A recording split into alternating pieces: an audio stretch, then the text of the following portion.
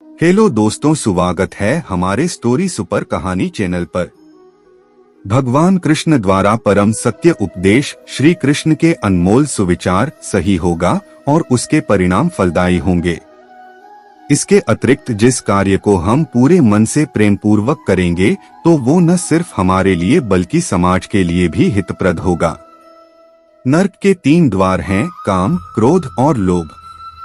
जो व्यक्ति कामी प्रवृत्ति का होता हो, जिसके मन में लोभ होता है और जो अत्यधिक क्रोधी स्वभाव का होता है, उसके लिए नर्क के द्वार सदैव खुले होते हैं।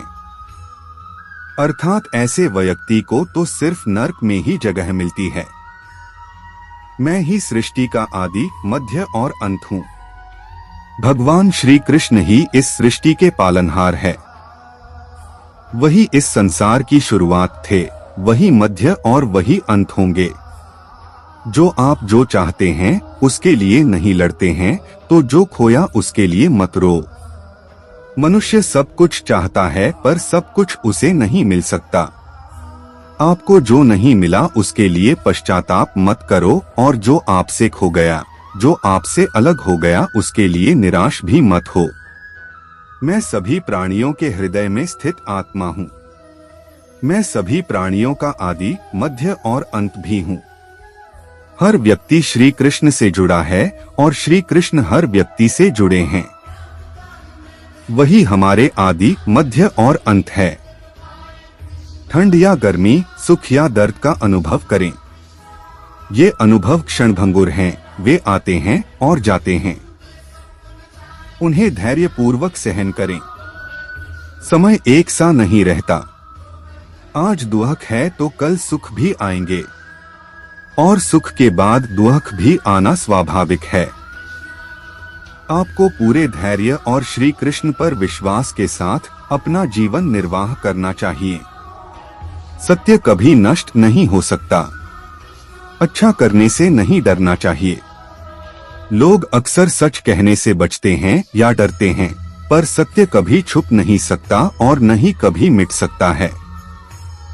कितना भी छुपा ले पर सच तो उजागर हो ही जाएगा। इसलिए जो बात सच पर आधारित हो उसे करने या कहने और मानने से कभी नहीं डरना चाहिए। इस शरीर का मोह मत करो, यह तो माटी है, माटी में मिल जाएगा। अमर तो आत्मा है जो परमात्मा में मिल जाएगी।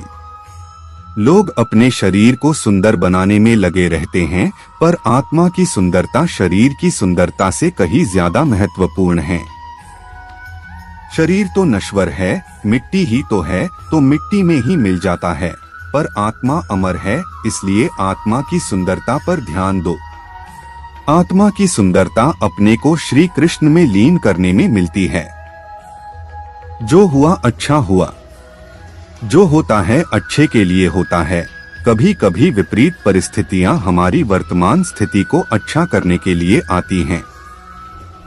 मन चंचल है, इसे और संयमित करना कठिन है, लेकिन यह अभ्यास से वश में हो जाता है।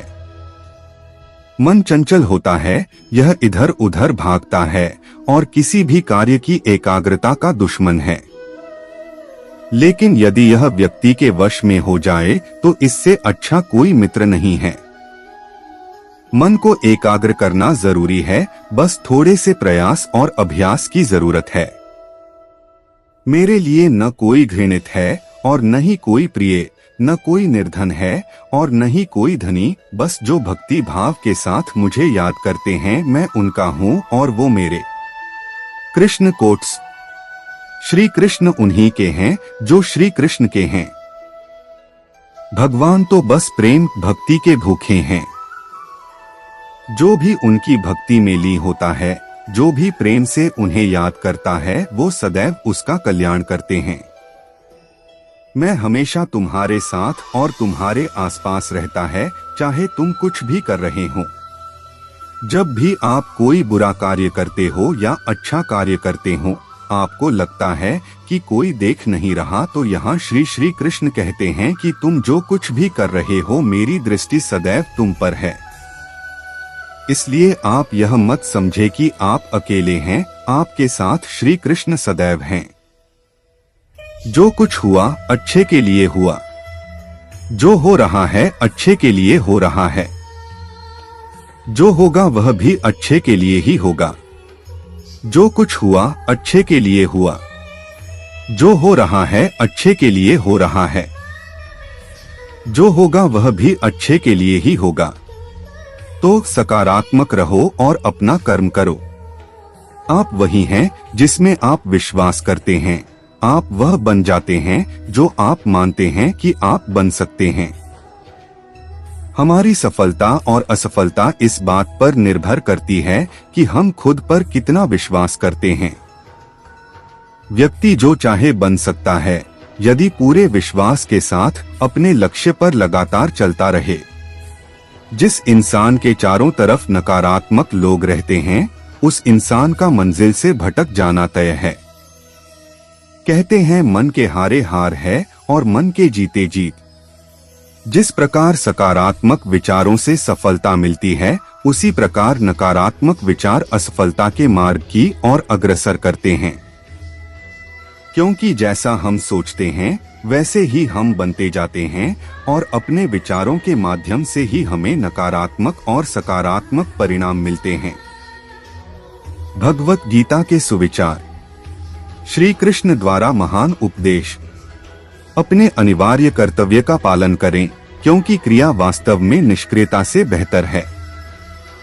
मनुष्य ही एक ऐसा प्राणी है जो कर्म करता है, इसलिए कर्म करना प्रत्येक व्यक्ति का धर्म भी है। कर्म कार्य करने वाला व्यक्ति है कर्मवीर कहलाता है। इसलिए कार्य करते रहना खाली बैठे रहने से हमेशा बेहतर होता है। जहाँ भी सभी मनुष्यों के स्वामी कृष्ण हैं और जहाँ अर्जुन सर्वोच्च धनुर्धर हैं, वहाँ भी निश्चित रूप से ऐश्वर्य, विजय, असाधारण शक्ति और नैतिकता होगी। श्री प्रभुपाद भगवत गीता। श्री कृष्ण विष्णु जी के 8वें अवतार, जगत के पालनहार और धनुर्धनों में श्रेष्ठ अर्जुन जहाँ होते हैं वहाँ निश्चित ही विजय, असाधारण शक्ति और नैतिकता होती है। समय हमेशा चलता रहता है, कभी रुकता नहीं। यदि आज बुरा समय है तो कल अच्छा होगा। इसलिए आप बिना किसी स्वार्थ के सिर्फ कर्म कीजिए, फल समय खुद देगा। न तो समय रुकता है और न ही एक सा रहता है। बुरा समय हो या अच्छा समय बदलता जरूर है। आज बुरा है तो कल अच्छा और अच्छा तो फिर बुरा समय जरूर आएगा। सुख के बाद दुख और दुख के बाद सुख आते जाते रहते हैं। इसलिए इस पर हमारा कोई वश नहीं है, लेकिन कर्म पर हमारा वश जरूर है। आप सिर्फ कर्म करिए, फल की चिंता किए बगैर। समय आने पर फल जरूर मिलेगा। जो अहंकार से मोहित हो जाता है वह सोचता है मैं करता हूँ।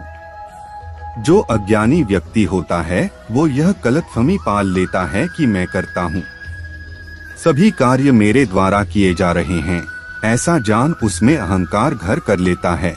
परंतु इस सृष्टि में जो भी हो रहा है वो तो प्रकृति द्वारा किए जा रहे हैं।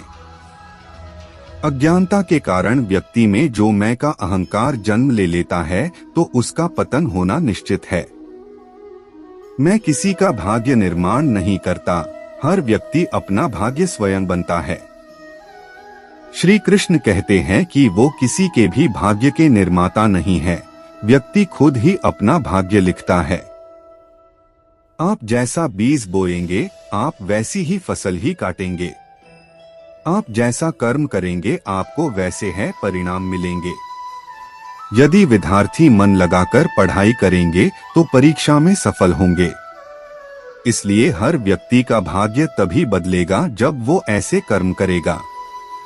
जो कुछ भी है वो वर्तमान में है, जो बीत गया है वो नहीं आएगा और जो आने वाला है उसकी चिंता नहीं बल्कि खुले हाथों से इसका स्वागत करें।